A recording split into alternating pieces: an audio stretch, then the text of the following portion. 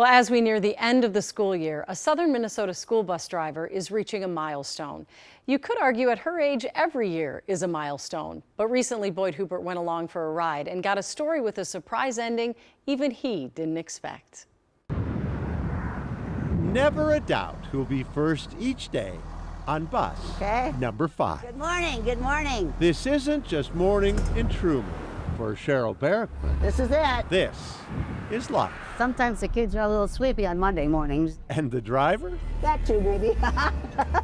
Life on Cheryl's bus comes with a smile. Morning. She believes the first person her kids see Morning. after leaving home should flash sunshine. Good morning. The Broodley girls. Good morning. My name's Sydney and her name's Sydney Peyton. and Peyton aren't aware that Cheryl was alone among men when she started driving bus at 23. They're also unaware how long she stayed. I am 80. Wow.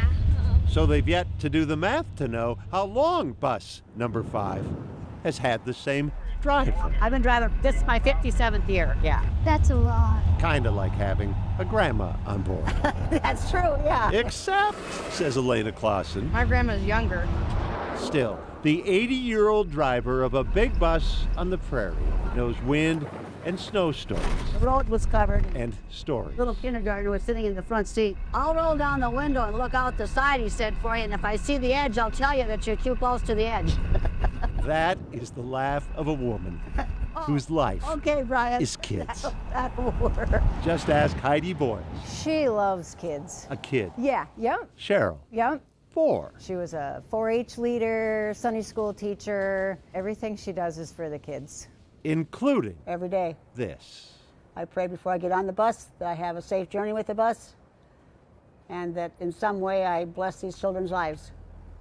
But if kids are Cheryl's fuel, Hey, her heart belonged there you go. to Keith. He died on January 1st of 22, so yeah, I do miss him, yes. For his gravestone, the farmer picked a tractor.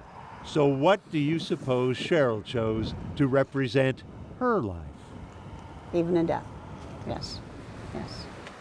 Which is where we had planned to end this story, Usually this lot's empty. until Cheryl returned to the bus garage. I don't know what's going on.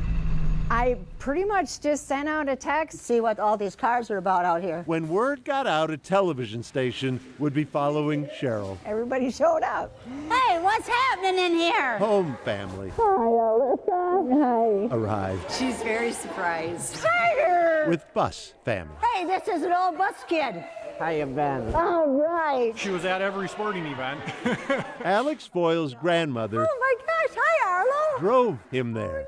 She never saw the end of games because she had to get the bus warmed up. Everyone has a story. I was on the bus 54 years ago. I was on the bus 2 years ago. When Carter Gieske started school, his dad Peter thought, Well, she's still driving. Isn't that just cool? the confection and affection left the bus driver This is surprising. It's great. in need of wipers. Even 80-year-olds haven't seen everything. I guess I didn't think I was that special. Everybody wave! Those in Truman who disagree would fill buses. I love them all. Congratulations, Grandma Cheryl. Thank you, Anna. 80 and alive Thank you. on bus 5. You bet. I love you so much. Good, good. Boyd Hubert, Carol Evan News, I have to be careful when I shut this door. Truman. A day I'll remember forever. Yes. That's very special.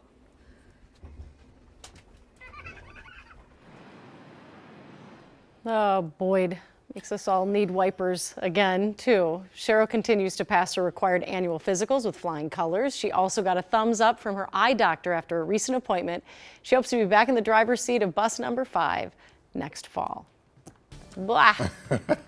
Take it away, Jamie. All right. I love that about her. Yeah. Congrats. Yep. Yeah, Fabulous. Boyd. Does anyone write as well as Boyd? I don't know, but that lady's pretty special, too, Yeah. praying for all her kids before she gets on the bus. Bus drivers and those teachers. Awesome.